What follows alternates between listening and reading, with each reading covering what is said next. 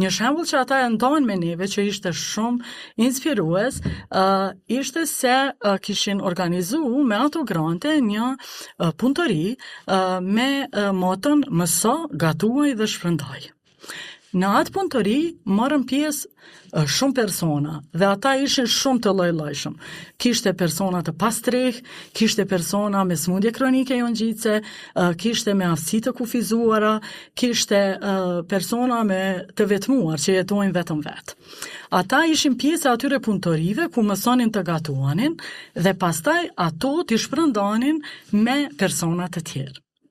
Kur u bë matja e ndikimit të impaktit të këtyre punëtorive, u vërejt se ata persona ishin shumë më të qetë, ishin shumë më të shoqërueshëm në komunitet, ndiheshin shumë më mirë edhe emocionalisht. Dhe kjo ishte shumë inspiruese, sepse është një gjë shumë e vogël që ne mund të bëjmë dhe nuk kërkon shumë punë për të bërë.